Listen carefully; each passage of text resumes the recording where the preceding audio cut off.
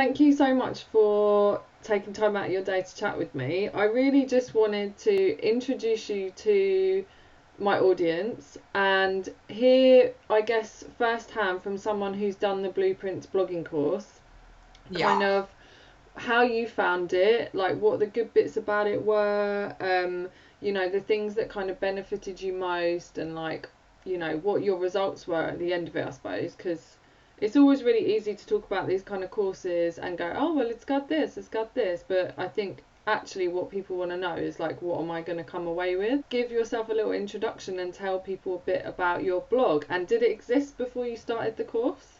No, it didn't exist. So I had it in my mind. It's Yeah. called halfdrowning.com, and I'm Alice Wild and I'm the writer. And the whole idea of it is that I've had a few sort of catastrophically horrible years and life's gone really disastrously wrong. And my ex-husband had a massive stroke. I'm by myself now looking after the children. I work really hard. I always feel a bit skint.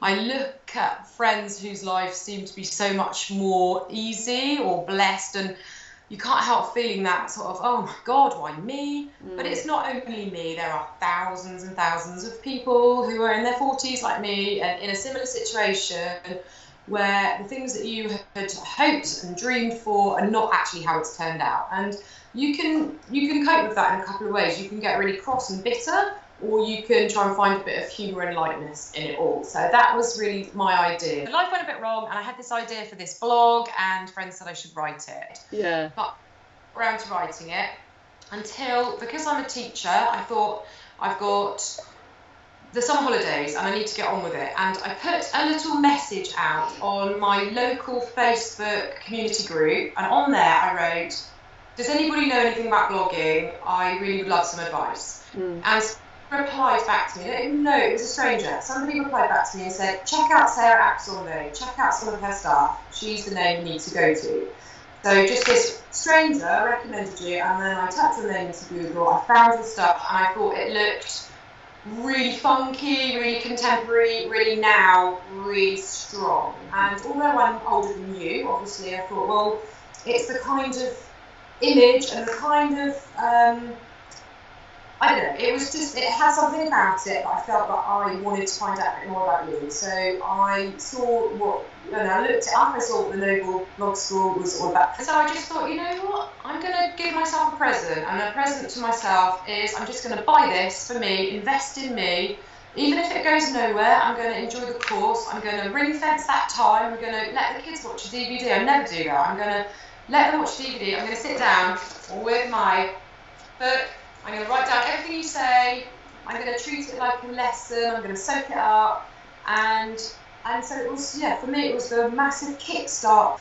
I thought, I'm going to make it happen. And I've gone from, so it started in the summer holidays, and where are we now? Like middle of October. Yeah.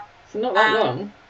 Not that long. So it's gone from me thinking it was great if I had 64 reads, until last week it went mental. So what happened was last week I obviously hit on my target audience, and it's like you said in lesson 1, not just a level 1 niche, you need a level 2 niche. And that just tickled me. When you said that, I was like, God, what's a level 2 niche? And ages thinking about it, and then I was thinking, well, it's for people like me. It's for survivors of the shitstorm. That's who my market is. And now my blog has had over 100,000 views, and with like it peaked last week at 70,000 in a week for one blog post. And from that, I've had so many people, even in Canada, even in America, in Ireland, Wales, all over the place, finding it, liking it. So it's all exciting. It's so exciting. I think that the thing about internet and blogging is actually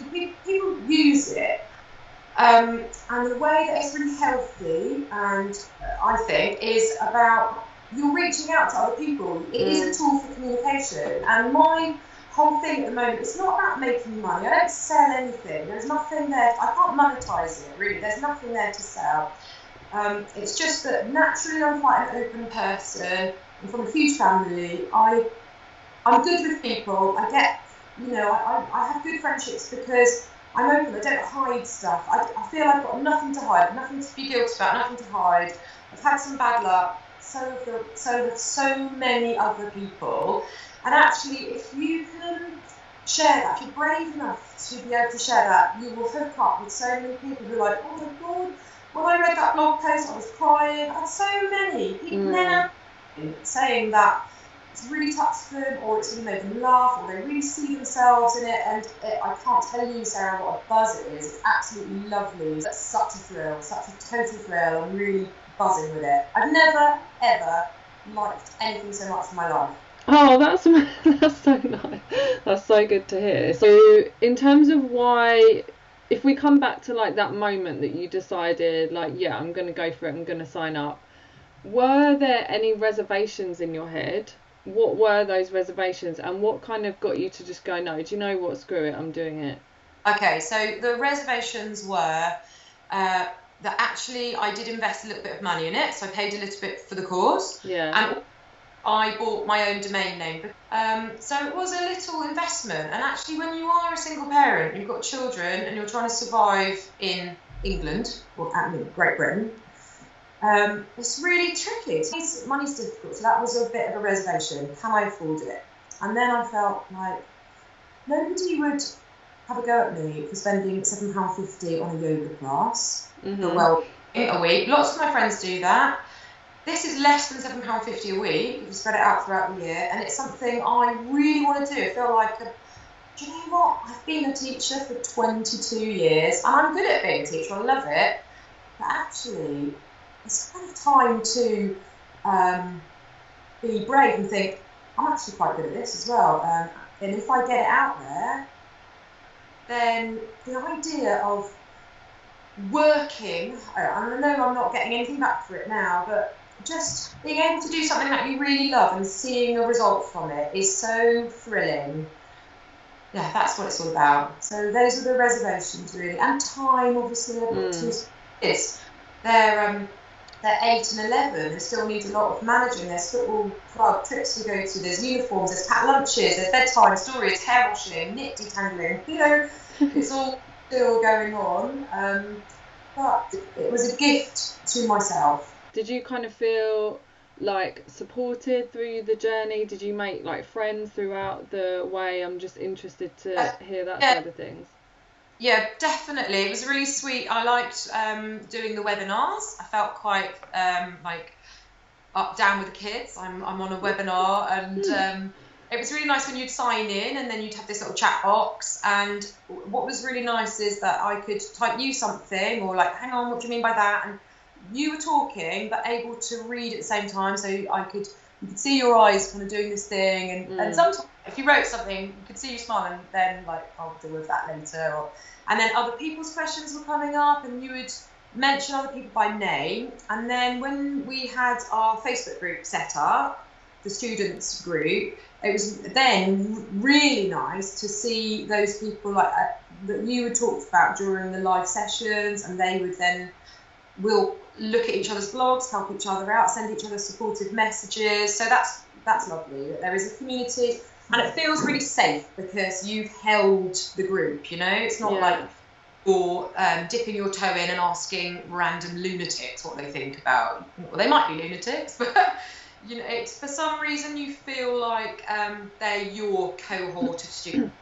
Because I knew that it was at a specific time. I had to, you know, the kids are going to do this. I am going to sit in my bedroom with my book, and you know, sometimes they come and talk to me. That's okay. It doesn't move so fast that you're going to miss it.